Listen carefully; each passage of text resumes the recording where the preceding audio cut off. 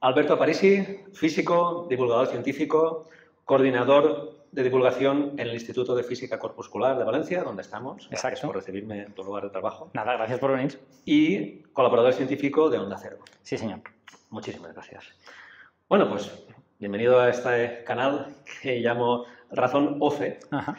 En principio habría que un poco matizar cuando hablamos de fe, en este caso hoy nos vamos a referir a la fe como creencia, como creer en algo, ¿no? Como por ejemplo cuando el Papa dice, sabemos que Cristo ha resucitado, tenemos la certeza, era un tuit suyo, ¿no? O sea, esto es fe, ¿no? Porque la fe también se confunde a veces con confianza. ¿No tienes fe? Entonces, claro. No, a ver, yo tengo fe, confianza en cosas, pero no creencia, ¿no? Bueno, ambas cosas son en realidad el mismo mecanismo evolucionado culturalmente de formas distintas, ¿no? Sí. O sea, habría una cuestión antropológica o biológica del comportamiento de por qué se originó la fe, que yo desconozco, pero si tengo que proponer una hipótesis, seguramente pensaría que tiene algo que ver con mantener el orden en sociedades, en protosociedades animales, ¿no? O sea, por ejemplo, si una manada de lobos no siguen al líder y cada uno caza por su cuenta, se termina muriendo. Exacto. Entonces, yo no sé si eso es fe exactamente, posiblemente sea un abuso del lenguaje, pero quiero decir, la fe es probablemente un mecanismo natural que aparece para que las sociedades complejas de seres vivos pues se mantengan una cierta cohesión, ¿no? Sí, sí. Sería un poco más en el sentido de confianza, ¿no? Y yo creo que eso es porque, claro, ha evolucionado hasta el concepto de creer en algo. Bueno, claro. El lenguaje es difícil, pero no se entiende. Son derivadas culturales, o sea, el mismo mecanismo, la evolución es así, ¿no? Las cosas que se inventaron para una cosa, terminan usándose para otra. Sí. Bueno, según, ya te digo, el aspecto este de la creencia, ¿tú crees que la razón y la fe se complementan, van de la mano, son cosas diferentes? ¿Cómo lo ves tú? Yo creo que son mecanismos distintos. Y que como mecanismos distintos que hay, pues pueden chocar en ocasiones o pueden complementarse en ocasiones. Tengo la sensación de que lo que históricamente ha hecho que se piense que son dos polos opuestos es precisamente la existencia de religiones y la reticencia de algunas de esas religiones a aceptar que los hechos no son lo que ellos promulgaban. Entonces, como desde parte de un pensamiento un poco más racional. La razón, de alguna manera, es un mecanismo que te ayuda a analizar la realidad, tratando de eliminar sesgos, tratando de ver cuáles son los hechos más allá de ti mismo, mientras que la fe es un mecanismo más emocional, es un mecanismo que tiene que ver con lo que yo siento, con lo que yo necesito sentir, con lo que me sugiere la otra persona o tal idea o algo por el estilo. Entonces, como tales, cuando uno piensa en esas dos cosas, no tienen por qué chocar en ningún momento. Pero, claro, efectivamente, cuando la fe se utiliza como coartada para sostener lo insostenible, pues en ocasiones puede chocar con la razón. Y yo creo que eso ha sucedido en varias ocasiones, no siempre tampoco, pero ha sucedido en varias ocasiones, y es lo que ha hecho que se consideren dos polos opuestos, pero no tendrían por qué ser polos opuestos. Yo no lo veo de esa manera. Bueno, tú fuiste educado en la fe, en la creencia religiosa, en una creencia sin evidencia, solo por fe, ¿no? Bueno, sí, yo... ¿Cómo fue esto? Yo estudié en un colegio religioso en Castellón, que es de donde soy, desde los 3 años hasta los 18, o sea, toda la infancia y la juventud. Y bueno, cuando yo era pequeño sí que tenía esta sensación emocional de creer en cosas, ¿no? De que cuando me hablaban de Dios, de que cuando me hablaban de todas estas cosas, yo me emocionaba de alguna manera. Eso es lo que te demuestra que tienes fe. Y en un momento dado, al final de la adolescencia, yo creo que entre los 15 y los 16 años, esos sentimientos se fueron debilitando. Ya te digo que yo puedo estar equivocado en este sentido, pero a mí me parece que la fe es un mecanismo emocional. Entonces, en mi caso, por lo menos, cuando esos sentimientos se debilitaron, tengo la sensación de que la fe empezó a perder la partida, de alguna manera. Entonces, yo llegué a los 15 años con muchas ganas de aprender cosas. Tuve la suerte de tener un profesor en mi instituto que era sacerdote, pero que era un tío extraordinario, súper culto, que había leído mucho, que nos animaba a leer y que en las clases de religión que di con él, el padre Javier Iturralde, aprendí un montón de filosofía, me animó a leer a todo tipo de escritores, algunos creyentes y otros no creyentes, y eso de alguna manera me amplió un poco el espectro. Y yo a los 15 o 16 años empecé a leer filosofía del siglo XX, yo soy súper fan, soy casi hijo intelectual de Albert Camus, que para mí es una figura extraordinaria a nivel de pensamiento, Y en un momento dado, como a los 17 o 18 años, me empecé a dar cuenta de que como mínimo quería pensarme si quería seguir por ese camino. Y aunque efectivamente yo tomé la comunión y todas estas cosas, cuando llegó a la parte de la confirmación, que en mi colegio, hay colegios donde se hace a los 14 o a los 13, en mi colegio se hacía a los 17, pues yo hice toda la catequesis y al final no me confirmé. Eso sí, la catequesis yo la disfruté enormemente, ¿eh? Fue un grupo humano súper bueno en donde hablábamos de cosas interesantes, es decir, de cosas que tenían que ver con qué hacer con la vida, con cuáles son las mejores decisiones, con cuáles son los referentes éticos, morales, de tal o cual cosa. Yo, vamos, volvería a hacer esa catequesis sin ningún problema y volvería a no confirmarme una vez más. Curioso. Digamos que tú en un momento dejaste de creer cosas, ¿no? Dejaste de creer en un Dios, dejaste de creer, imagino, en una vida después de la muerte, todas esas cosas, ¿no? ¿Cómo lo llevas esto? El proceso es más largo que la adolescencia. Es decir, a lo largo de la adolescencia yo me di cuenta de que no tenía soporte emocional suficiente para seguir diciendo quiero esto. Pero yo no he tenido ideas claras respecto a Dios, bueno, no sé si tengo ideas claras a día de hoy, pero si las tengo a día de hoy, me ha costado muchos años desarrollarlas, ¿no? Ha sido muchos años de pensar y de todo esto. Ya te digo que para mí el no confirmarme a los 17 años fue más una cosa de vamos a poner esto en suspenso y vamos a pensar, que en plan de no, esto no es para mí seguro, ¿no? Entonces, bueno, yo respecto a la vida después de la muerte y todo eso, yo ahora mismo no lo sé porque nadie lo sabe, pero si tuviese que dar mi opinión, que siempre pienso, porque es relevante mi opinión, ¿no? Pero bueno, me estás entrevistando de esto, así que la tengo que dar. Claro. Si tuviese que dar mi opinión, pues yo asumo que lo más normal es que te mueres y desapareces y se acabó. Es decir, hay toda una serie de cosas, mecanismos químicos y biológicos que suceden en tu organismo y que constituyen esta cosa que llamamos la consciencia y que es tan difícil de definir y tan difícil de estudiar. Y obviamente cuando el organismo se apaga, cuando deja de tener energía y dejan de correr esas corrientes eléctricas por ahí, tales cosas desaparecen. Entonces tu cuerpo se queda, se pudre y todas estas cosas, pero el yo ya no está y no vuelve a estar jamás. Porque además, por segundo principio de la termodinámica, aunque intentaras poner todas las células igual y tal, te saldría un Alberto diferente. O sea, ¿tú no crees en el concepto de que estás habitando este cuerpo, eres un alma que habita este cuerpo, cuando muere el cuerpo el alma sigue, todo esto? No lo creo. Vamos, por decirlo de manera muy estricta, lo creo sumamente improbable. Vale. Lo creo termodinámicamente improbable. ¿Y esto cómo te ha ido afectando a lo largo de los años? Tú cuando eras creyente estabas muy feliz con tu creencia, como yo también, de pequeño y de jovencito. Creíamos que íbamos a tener una vida eterna y luego poco a poco vas viendo que no, hasta que ahora consideramos que no la tenemos. ¿Esto a ti te ha afectado? ¿Era más feliz el Alberto creyente que el Alberto no creyente? ¿O? No tengo esa sensación. Yo creo que era diferente. De hecho, es decir, yo cuando era creyente de joven, que claro, cuando eres joven tampoco eres tan maduro, ¿no? ¿Qué es exactamente ser creyente cuando uno tiene 10 años o 12 años? ¿No? No es exactamente lo mismo que cuando uno es creyente a los 30 años. Curiosamente, aunque yo era creyente, eso no me solucionaba la vida. Es decir, yo me pasé entre los 14 y los 17 años, uno de mis temas recurrentes de pensamiento era la muerte, qué pasa cuando nos morimos, o sea, pero no por si sobrevivimos o no, sino por qué putada es esto de morirse, ¿no? O sea, ¿por qué la gente sufre tanto y todas estas cosas? Esos son los temas que me preocupaban cuando era adolescente. ¿Por qué sufrir? ¿Por qué pelear tanto por conseguir cosas? Si al final te mueres, es como si te lo hubieran jugado, ¿no? Es como si te hubieran timado de alguna manera. Ahora que esto, yo creo que viene porque, como desde pequeño te enseñan que eres inmortal, que tienes una vida eterna, claro, cuando tú de mayor deduces que no tienes una vida eterna, pues claro, dices, hostia, qué putada, me han quitado casi toda mi vida, ¿no? Pero claro, igual si nos hubieran educado con una convivencia con la idea de la muerte, igual no lo veríamos como normal, como ninguno ve una putada, ostras, es que, ¿por qué si te caes te haces daño? Esto nadie se lo plantea, ¿no? Pero, exacto. Porque no nos creemos invulnerables, pero como nos creemos inmortales, a lo mejor esto puede haber sido, ¿no? Mi sensación es que yo nunca terminé de comprar esto de la vida eterna, o si lo compré de una manera un poco heterodoxa, porque me parecía me parecía claro que la vida después de la muerte no era lo mismo que la vida antes de la muerte, que eran como dos cosas muy distintas. Y te molaba más esta. ¿No? Sí, había la sensación, yo por lo menos tenía la sensación, no sé en qué estaba fundada, de que cosas bonitas que había en esta vida no las tenías en aquella.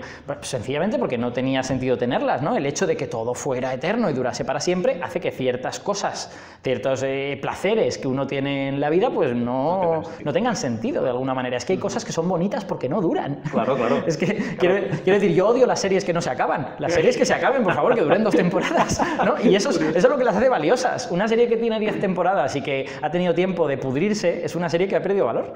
Entonces, yo no sé si exactamente este es el razonamiento que yo hacía cuando era joven, pero sí tenía la sensación de que la vida después de la muerte no me resolvía los problemas que a mí me causaba esta vida en concreto, ¿no? Porque además, también tenía claro que aunque me dijeran que existía la vida después de la muerte, no me lo podían garantizar. Solo me decían que era una cuestión de fe, que era una cuestión de creerlo. Claro. Entonces, tú también tienes en la cabeza en plan de, bueno, ¿y si no? Y también como hay tantas versiones, tantas religiones, dices, hostia, ¿quién está un poco? ¿No? Exacto. De hecho, yo creo que en ese sentido me ayudó mucho a desarrollar un poco de marco, alejarme un poco de esa idea, estos años en los que estudié pues un poco historia de las religiones con este sacerdote, y nos hizo tener un poquito más de perspectiva en ese sentido, y te das cuenta pues de que muchas religiones dicen cosas muy parecidas. De hecho, la mayoría de las religiones tienen una serie de puntos comunes que incluso personas no religiosas pueden compartir, y yo de hecho siento que comparto algunas cosas con... Sí, igual no por el hecho de ser religiones, porque por ejemplo amados los unos a los otros, claro, eso es una norma de convivencia bastante universal que tampoco es que se haya creado a lo mejor con una religión, ¿no? Sino que es... Efectivamente. Si no lo hubiéramos hecho desde antes de las religiones, no habríamos llegado aquí. Efectivamente. A ver, yo tiendo a pensar que la parte menos comprable de las religiones es la parte factual. Es decir, la parte en la que te venden una serie de hechos. Bueno, en algunos casos se puede comprar más fácilmente, pero en muchos casos es muy, muy difícil de comprar. Sin embargo, la parte ética de las religiones, claro, es más o menos discutible, pero el core a menudo es fácilmente compartible por mucha gente, ¿no? A las ideas básicas, claro, pero son, digamos, igual no necesitamos una religión para esto, ¿no? No, puede que no. De hecho, bueno, esto de nuevo es especular con antropología, sociología y todo esto, pero no es una hipótesis descabellada que las religiones emergieran culturalmente como una manera de asegurar este tipo de cosas, ¿no? Como un enforcement en inglés, en este sentido. O sea, ya existen esas ideas. Además existen unas ideas acerca de dioses, porque hay un montón de cosas que la humanidad no entiende, y esas dos vertientes terminan en un momento dado convergiendo, ¿no? De manera pues, seguramente muy natural. Antes comentabas, claro, ¿qué sentido tiene sufrir si luego te mueres y ya está? El sentido de la vida. ¿Tiene la vida un sentido para ti o se lo damos nosotros? ¿O es una cosa neutra y nosotros le damos el sentido? Bueno, eso, claro, yo pensaba mucho sobre eso y no en vano he dicho antes que soy muy fan de Albert Camus, ¿no? Porque los existencialistas piensan mucho en estas cosas. Yo no he leído a todos los existencialistas, pero en general me interesan mucho, incluyendo, por ejemplo, a Kierkegaard, que es un existencialista muy, muy creyente, ¿no? Pero creo que es muy interesante lo que este hombre decía. Y reflexionar acerca de por qué estamos aquí y qué narices tenemos que hacer con este tiempo, yo creo que es el objeto fundamental de mi adolescencia, de alguna manera. Entonces, respondiendo a tu pregunta, yo creo que la vida no tiene ningún sentido en concreto. O sea, la vida es una cosa, es un tiempo, claro, neutro. Exacto, es un tiempo que tenemos aquí y que puede terminarse antes o después y que podemos usar para unas cosas o para otras. Y es cosa nuestra encontrar con qué la queremos rellenar. Y si la queremos rellenar con cosas que nos generen satisfacción o con cosas que nos generen frustración. Y hay de todo, ¿eh? O sea, hay gente que vive fantásticamente instalada en la frustración. Bueno. Y a mí me parece muy poco sano, pero hay gente que de alguna manera lo hace el sentido de su vida. Cada vida, seguramente sentidos de la vida hay tantos como personas que le demos. Y no siempre es una elección racional. De hecho, yo creo que la parte racional de esa elección es pequeña. En general es una elección emocional, ¿no? Por ejemplo, para mucha gente el sentido de su vida pues son sus hijos. Y eso es porque uno tiene un sentimiento muy hondo, ¿no? Y muy, muy potente hacia esos hijos. Y Yo soy un racionalista convencido, yo soy muy, muy, muy racionalista, lo era cuando tenía 14 años, lo sigo siendo a día de hoy, después de una etapa de crisis muy larga a lo largo de la veintena. Y como racionalista, yo durante mucho tiempo pensé que había un choque, ¿no?, entre la razón y las emociones. Hoy en día ya no lo creo más. Hoy en día creo que efectivamente la razón y las emociones hablan de cosas un poco distintas, a veces chocan por ello. Es un poco como la razón y la fe, ¿vale? Aunque no es exactamente lo mismo, porque esto sucede en un ámbito privado, en un ámbito personal, mientras que la razón y la fe tienen un ámbito público, ¿no? Es una cosa un poco diferente. La razón y las emociones chocan a veces, pero la cosa es tratar de conciliarlos, tratar de hacer que vivan en el mismo mundo, ¿no? Claro, hemos de hacerlo, preciso, tenemos razón y tenemos emociones. Efectivamente, somos las dos cosas, y en la medida en que uno intenta desproveerse de una de las dos, yo durante muchos años pensaba que había que desproveerse de las emociones, creo que se convierte en un ser amputado. Entonces, la gente que es muy emocional y que tiene eso ya lo tiene resuelto, ya sabe muy bien cómo tratar las emociones, pues lo que tiene que hacer es potenciar su parte racional. Y la gente que somos muy racionales, pues lo que tenemos que hacer, y lo que yo sigo teniendo que hacer, es potenciar mi parte emocional, ¿no? Tratar de encontrar el sentido a todo eso. Bueno, a mí me chocó bastante en Twitter tus respuestas a una persona que te preguntaba, bueno, ¿qué pasa con Dios, no? Todo esto, ¿no? Tú decías, el universo no presenta evidencias de una intención, ¿no? Como esto, vale. Y también decías que las escrituras religiosas estaban llenas de contradicciones, que no hay pruebas de la existencia de un arquitecto o creador y tal, ¿no? Pero después veo que, igual es un problema de lenguaje, seguramente, ¿no?, por lo que estoy viendo, pero dices, parece más sencillo entonces abrazar la idea de que Dios es la naturaleza y ya está. A mí esto me choca mucho, porque claro, primero, antes los dioses tenían nombre. Antes tú adorabas a Thor, a Zeus, a Jehová, a Yahvé, ¿no? Tenías un nombre y tenías... Pero ahora se habla de Dios y claro, es un concepto que se ha hecho enorme, todo cabe, todo es Dios, ¿no? Yo he hablado con gente que... Claro, es que el momento en que tú te estás planteando algo, eso ya es Dios. Oh, hostia, pues... ¿Sabes? Entonces, claro, decir que Dios es la naturaleza para mí no resulta esto un poco confuso porque cuando dices Dios la gente tiene la idea de un ser que es sobrenatural, que es todopoderoso, que es infinito, que es omnipotente, que es omnisciente. Y claro, la naturaleza, yo no le rezo a la naturaleza, pero a un Dios, y entonces a mí me da la sensación esto, que acaba diluyéndose y la gente dice, los científicos también creen en Dios, pero le llaman naturaleza, y que es una manera de, en vez de descubrir si existe un Dios o no, yo quiero saberlo, yo pienso que no, ¿vale? No tengo ninguna evidencia, pero en vez de pensar, vamos a ver si existe un Dios o no, parece que estemos intentando ver a qué parte de la realidad le llamamos Dios. Dios es el amor, Dios es lo desconocido, Dios es el misterio. Entonces, claro, al final todo cabe con Dios y luego esto se traduce en un Dios que cada uno piensa en él. Entonces, esto me confunde mucho. En esta cuestión... En mi opinión, desde luego en mi opinión de no experto en religiones ni en nada de esto, hay dos cosas, y dos cosas que son un poco diferentes. Primero, esto que tú has expuesto, has hecho una exposición muy correcta, muy perfecta para un hombre occidental. Pero un hombre oriental no estoy seguro de que estuviera tan de acuerdo contigo. Es decir, la visión de la religiosidad en Oriente no es tan personalista. Los dioses no tienen necesariamente nombre, bueno, a menudo se inventa un nombre para referirse a esa realidad trascendente, el Tao, por ejemplo, o este tipo de cosas, pero no tienen necesariamente una cara. Entonces, bueno, en Occidente, efectivamente, por la historia que hemos tenido, los dioses tienen una cara, los representamos, los pintamos, tocan cosas con sus manitas y todo esto. Pero no es la única manera de tener un dios. Hay otras posibles maneras de tener esta cosa que los historiadores de las religiones llaman el misterio, ¿no? Lo trascendente, que si quieres puedes establecer una diferencia porque efectivamente la hay. No es lo mismo un dios personalista que un dios un poco más impersonal, inmaterial y todas estas cosas. Sin embargo, hay un cierto consenso de que ambas descripciones describen una misma realidad antropológica, si quieres, es decir, una misma cosa que está en nuestra cabeza, no necesariamente que esté fuera, pero a la que nosotros le buscamos un nombre y le buscamos una manera de describirlo. Por eso, en ese sentido, hablaba yo de Dios puede ser la naturaleza. Pero también, pero también en otro sentido, que es Yo personalmente no tengo ninguna necesidad de encontrar un Dios, ¿vale?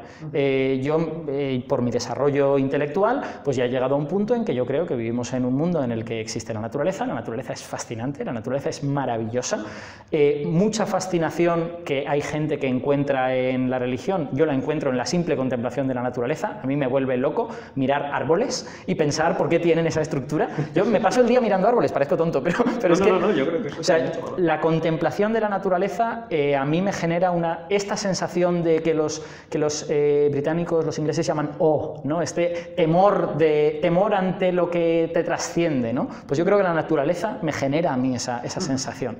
Entonces, no me parece absurdo decir que la naturaleza pudiera ser eso. Ahora bien, yo no lo necesito. Yo no necesito llamarle a esa cosa a Dios, pero si hay personas que se sienten mejor por su desarrollo personal o por lo que sea, queriendo encontrar un nombre o un lugar para la existencia de esta trascendencia, yo creo que la naturaleza es un buen lugar para buscarlo. No digo que sea el único, no digo que tenga que hacerlo. Pero... La naturaleza es pues, el cosmos, todo, claro. Exacto. Pero a mí, me sigue chirriando porque creo que esto luego... es muy confuso. No sé si vamos a decir, vamos a hacer una asociación deportiva. Mi deporte es sentarme a ver series en el sillón. Esto no es un deporte, no, porque lo digas tú. Dios es lo que yo quiero. Entonces, claro, para mí decir Dios es una cosa, pero bueno, esto es una discrepancia y ya está. No, yo tengo cuestión de lenguaje. Yo tengo la suerte, yo tengo la suerte de que esto es una conversación que yo estaba teniendo con una persona y en la que me pedía mi opinión. Sí. Si yo tuviese que hacer como una especie de discurso orientado a la sociedad acerca de Dios, pues seguramente no diría con tanta ligereza estas cosas, pero quiero decir, si me preguntas, pues a mí no me parece absurdo. O sea, mi razonamiento con esta persona en Twitter era: el Dios personalista tiene muchos problemas porque factualmente entra en contradicción con muchas de las cosas que observamos. Es más, el Dios personalista de las escrituras, pues ya de las escrituras sagradas, de las religiones del libro, no es que tenga problemas, es que está descartado directamente. Ahora, la propia existencia de un Dios personalista, aunque no sea el de las escrituras, tiene también serios problemas por esa ausencia de voluntad en lo que observamos de la naturaleza. Una personalidad detrás de la idea de Dios, pues requiere algo humano, ¿no? Y algo que más humano que la voluntad. Entonces, la ausencia de voluntad a mí me parece que le hace la vida difícil a la existencia del Dios personalista. Pero, sin embargo, si alguien necesita un Dios porque le gusta, o porque lo quiere, o porque, yo qué sé, pues creo que un Dios un poco más impersonal y que tenga que ver con el orden del cosmos, con que las cosas efectivamente no son aleatorias, que suceden por algo, pues todo eso está en la naturaleza, está codificado ahí, ¿no? Sí. Yo, claro, lo que veo es que esta idea de Dios, de la naturaleza, pues vale, no tendría más problema, pero claro, luego los dioses influyen en la vida real. O sea, el Dios cristiano, por ejemplo, pues, hombre, dice unas cosas, quiere que hagas unas cosas, no le gusta la eutanasia, no le gusta la homosexualidad, disminuye mucho la importancia que tiene esta vida, de la que tú estás tan fascinado, y yo comparto tu fascinación, y me pregunto por qué no estamos todos más fascinados muchas veces, ¿no? Pero somos personas diferentes, claro, porque sí, el drive de cada uno, las cosas que te motivan... Sí, por supuesto, pero creo que, claro, estas ideas y este Dios, lo que este Dios dice, le resta importancia a muchas cosas que para mí, porque la vida terrenal prácticamente carece de importancia ante una vida eterna. Y esto, claro, lo dice... Esto se dice en nombre de alguien que tiene un poder absoluto. Y esto para mí es muy peligroso, que se crea que hay un ser que tiene un poder absoluto en sí. Entonces, por esto tengo yo estas resistencias, ¿no? Pero, bueno. Yo tengo, tengo una opinión que expresar que no estoy seguro si representa... De hecho, a lo mejor no debería estar expresándola, pero bueno. Por supuesto que sí, claro. Yo tengo bastantes amigos que son religiosos. Tengo una cantidad de amigos tanto de mi infancia como de después. Y...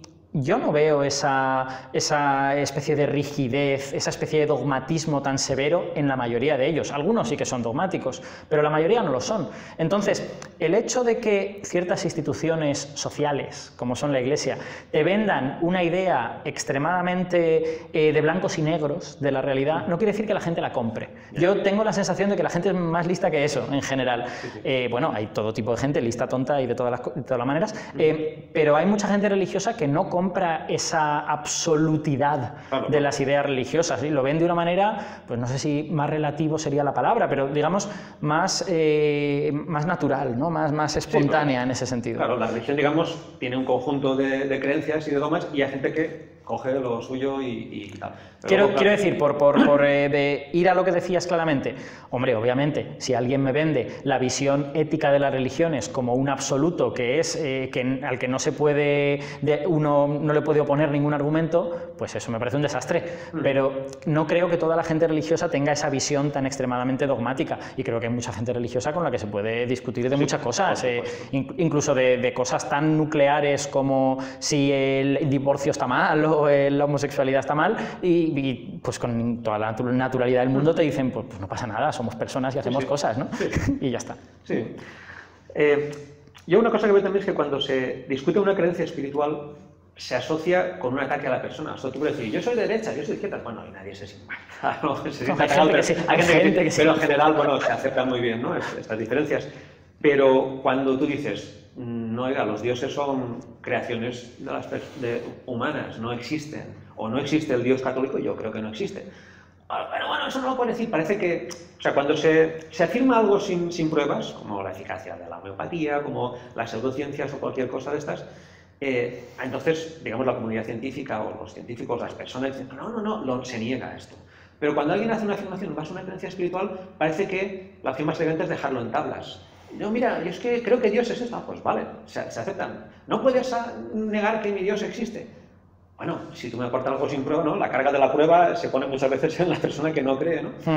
Entonces, a mí me choca que no haya porque en otros países y en Estados Unidos, en Gran Bretaña, hay personas científicos que dicen, oiga, esto que ustedes dicen que existe, no existe como se argumenta la ineficacia de las pseudociencias o de cualquier creencia.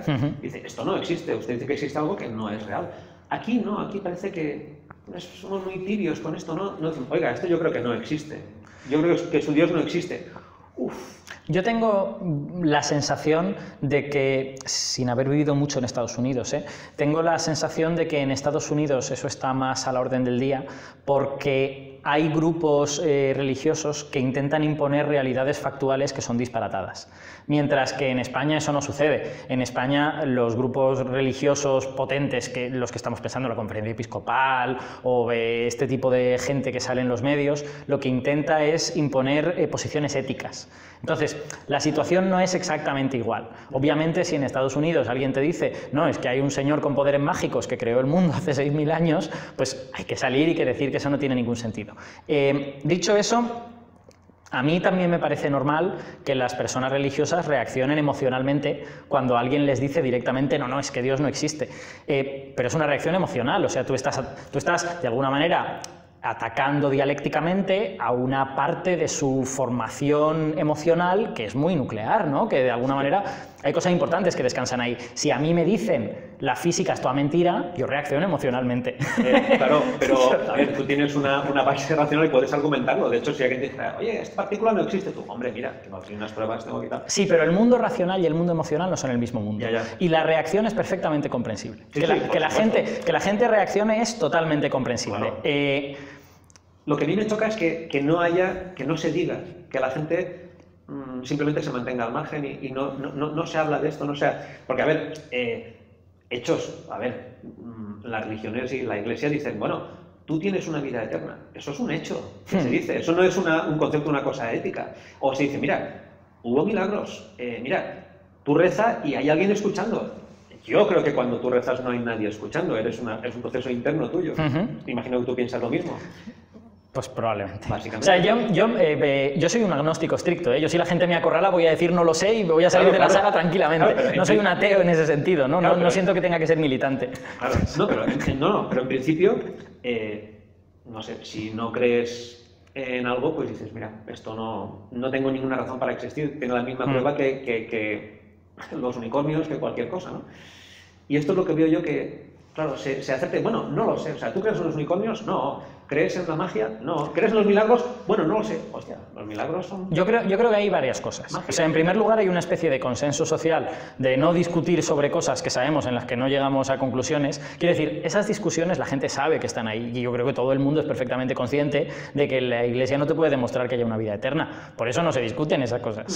Sí, pero la opción por defecto es de silencio por parte de los racionalistas y de hablar, expresarse por parte de la gente creyente en mil cosas, no solo en religiones, sino en religiones, en energías, en karmas, en chakras, en todas esas cosas. Entonces, creo que se da un poco, te pregunto también, si no crees que se da un poco de desigualdad, en que, claro, si de algo se puede hablar mucho a favor, pero no se habla en contra por respeto, pues esto ocupa más espacio. Y hay, por ejemplo, decía Richard Dawkins que se venden 3 veces más libros de pseudociencias, de creencias irracionales, que de ciencia. Entonces, claro, hay mucha más presencia. Yo soy partidario de si una persona expresa una creencia que me parece irracional y totalmente no fundamentada.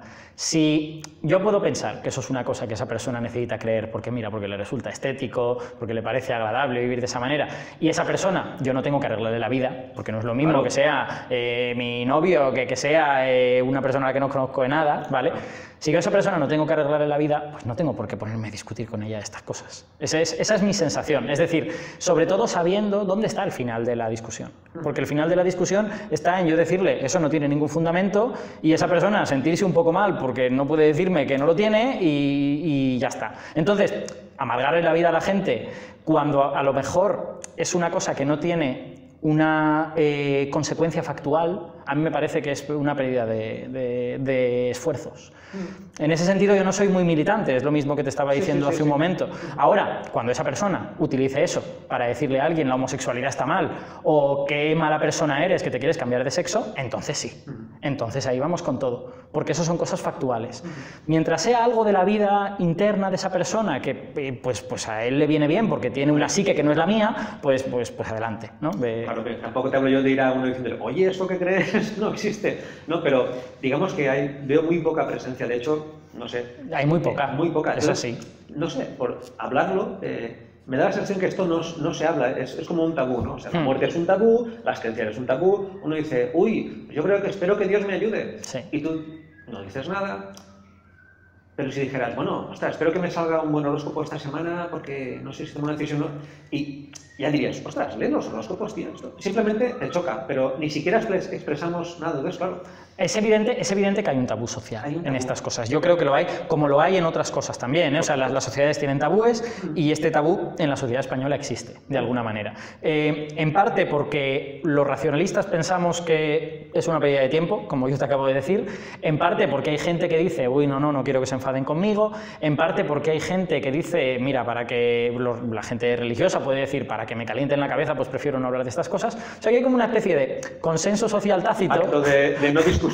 Exacto, es la sensación que yo tengo. Sí, ahora bien, sí, cosas como esta que estamos haciendo hoy, pues creo que está muy bien, ¿no? Porque de alguna manera estamos hablando de todas estas cosas con libertad y a mí yo no tenía ningún problema en hablar de esto con una persona religiosa. Ahora, yo probablemente no antagonizaría mucho porque yo no soy muy antagonista. En el momento en que llegásemos al punto en que esta persona quiere creer eso, pero no me va a imponer hechos alternativos por creer esa cosa, yo me daría por satisfecho y claro, lo que pasa es que yo me da la sensación que esto de, bueno, una creencia que no tenga consecuencias, ostras, yo creo que las creencias tienen consecuencias. Por ejemplo, el simple hecho de que una persona crea que va a tener una vida eterna le va a hacer mirar el mundo completamente diferente. O sea, ¿cómo va a ser lo mismo, no? O por ejemplo, el simple hecho de que una persona crea que hay un Dios y que lo que tú hagas puede ofender a ese Dios, esto creo que es un poco...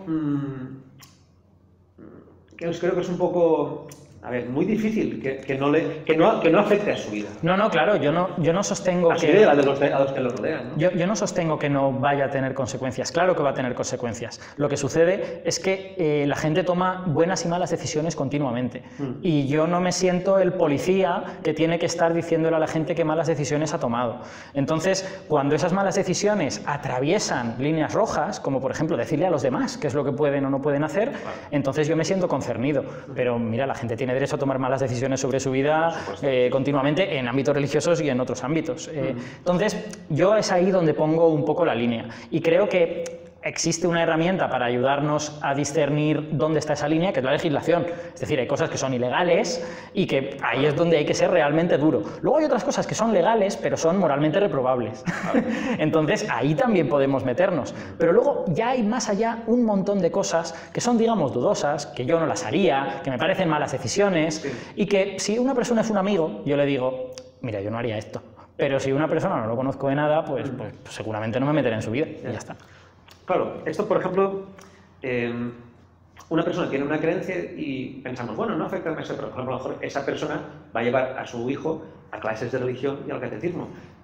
En las clases de religión se le van a dar unos hechos, que es que tiene una vida eterna, que tiene tal. Entonces, para mí esto, no sé, a mí personalmente no me parece bien que a un niño se le den como hechos cosas que no tienen ningún fundamento racional. ¿A ti te parece bien que se enseñe a los niños, por ejemplo, que Dios se hizo hombre, se dejó torturar hasta la muerte y se crucificó para salvarnos de nuestros pecados? ¿Ese concepto a un niño? A mí me parece que no podemos proteger a los ciudadanos de estar sometidos a desinformación, porque lo van a estar sometidos en clases de religión, lo van a estar sometidos cuando lean ciertos periódicos, lo van a estar sometidos cuando ciertos políticos les quieran decir no sé qué. Entonces, para mí lo fundamental es que esos chavales, después de haber tenido esa educación, buena, mala, regular, lo que sea, tengan capacidad de elección y que elijan. Creo que el coartar la capacidad de elección de esos chavales es lo que me parece intolerable. O sea, esa es una línea roja.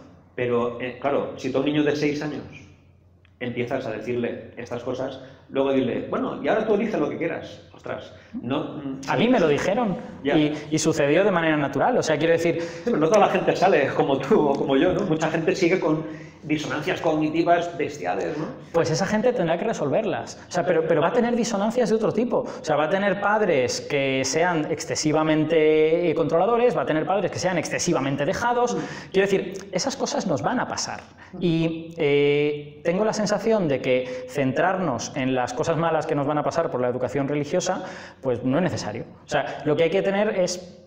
bueno, que está bien hacerlo, o sea, simplemente creo que no es en donde yo pondría el foco. Yo creo que los chavales se van a encontrar con gente que los va a intentar adoctrinar continuamente. No solo en el ámbito religioso, sino en el ámbito político, en el ámbito literario, en el ámbito del cine. Te van a decir, no, esta peli es muy buena, ¿cómo es que no te gusta esta peli? Por decir una cosa un poco más trivial, ¿no? Entonces, los chavales lo que tienen que aprender es a ser independientes. A lo que tienen que aprender es a estar por encima de lo que otras personas les enseñan y decidir. Pero con 6 años esto... Pues lo tendrán que hacer más tarde. Lo tendrán que hacer más tarde, claro. Pero si tienen esa carga ya, no sé. A mí me parece que la religión, por ejemplo, en la escuela es la única asignatura que se da un contenido como real sin ninguna prueba.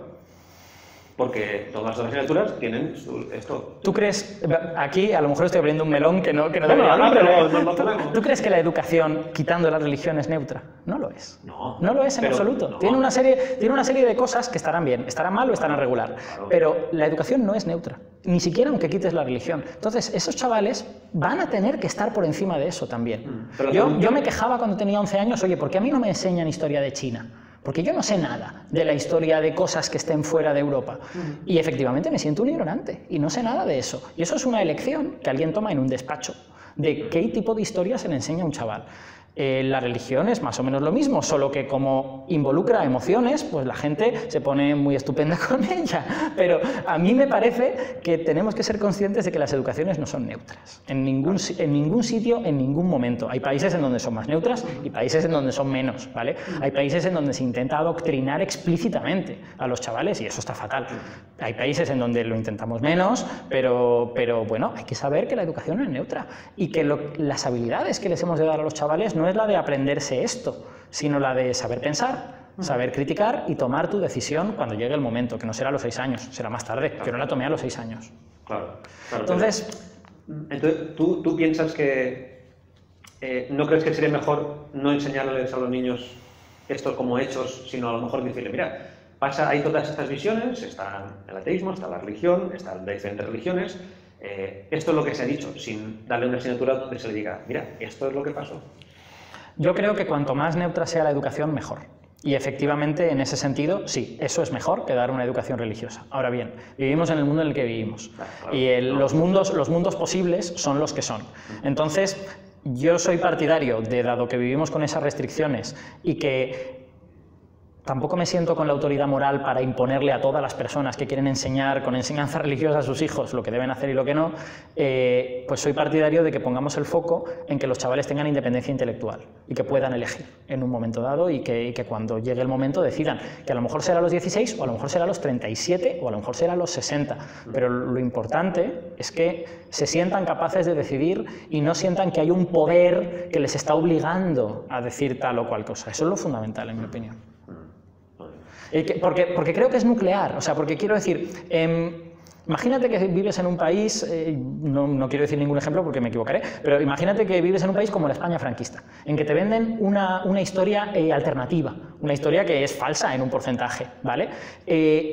Tú vas a tener también que tener las habilidades para darte cuenta, para discriminar dónde te han vendido la moto y dónde no. Y eso no es menos grave que la religión, es exactamente igual de grave. Entonces, yo soy partidario de ir a lo nuclear. Y saber que esas habilidades no son triviales y que va a haber gente que no las va a tener, y que va a haber gente a la que le van a engañar hasta el final. Pero para eso está la sociedad, para eso están sus amigos, intentar hablar con ellos, y por eso te digo que estas cosas son largas y sucederán cuando sucedan. Es que la humanidad está muy mal hecha, o sea, hay una chapuza, somos una chapuza. Exacto. Yo hace ya 2 o 3 años que vengo pensando con cierto pesimismo que la humanidad está mal equipada para la civilización, ¿no? Que esta cosa que hemos creado llamada civilización, pues la biología no nos ha equipado bien para ella. Que se ha creado sola, ¿no? Tampoco no hay nadie al volante, ¿no? Claro, entonces, bueno, pues hacemos lo que podemos con estas cartas que nos han dado, que tal vez eran las mejores o más posiblemente no. Comentábamos antes que de esto no se habla, de todas estas cosas, de las creencias, del sentido de la vida, todo esto. Entre los físicos, digamos que, claro, porque uno que estudia una ciencia que a lo mejor no intenta explicar todo como la física, que se busca una teoría del todo, ¿no? Y estas cosas. No todos los físicos somos tan ambiciosos. Bueno, es decir, pero que intentas mucho explicar la realidad, ¿no? Que está muy relacionada con qué son las cosas, qué existe y qué no, ¿no? Sí, muy metafísica. Sí, o sea, la física tiene un punto en que casi roza la filosofía, ¿no? Claro. Sobre todo la física teórica, como la que yo he estudiado, tiene ese punto. Exacto. Entonces, entre vosotros, ¿hay más conversaciones de este tipo de, bueno, ¿y cuál es la realidad última o tal? O tampoco se habla de creencias. Los físicos, ¿cómo ves tú? ¿Son más racionalistas como tú? ¿Hay físicos creyentes? Hay de todo. Yo creo que dominan los racionalistas y los escépticos por un porcentaje muy elevado. No sería capaz de decir, pero posiblemente un 80, 20 o más, no estoy seguro. Ahora sí que hablamos de estas cosas, de qué está hecha la realidad, pero habitualmente ya les hemos quitado esta capa cultural, ¿no? Es decir, cuando hablamos de ello, no pensamos que estamos hablando de Dios, de la vida después de la muerte o de estas cosas, sino que pensamos físicamente. O sea, tenemos muchas discusiones de metafísica cuántica, por ejemplo, de la física cuántica, ¿qué es lo que describe exactamente? ¿Describe la realidad o describe la información que podemos extraer nosotros de la realidad? Entonces, claro, si las leyes físicas tienen que ver con la información, entonces ¿la realidad es relevante? Esas son el tipo de cuestiones metafísicas que nosotros tocamos más. A veces también hablamos de religión y de estas cosas, pero ya te digo que en general creo que hay bastante consenso en cuanto a, pues probablemente los dioses no existen, son una creación que la mente humana ha necesitado en un momento dado y a la sociedad le ha venido bien y ha estado ahí, y ya veremos cuánto durarán en el futuro, si duran mucho tiempo o se extinguirán como tantas otras cosas que el ser humano ha creado y ha dejado de necesitar. Muy bien. Bueno, Alberto, pues ha sido un placer hablar contigo. Nada. Y nada, que te vaya muy bien. Un placer. Hasta pronto. Chao. Gracias.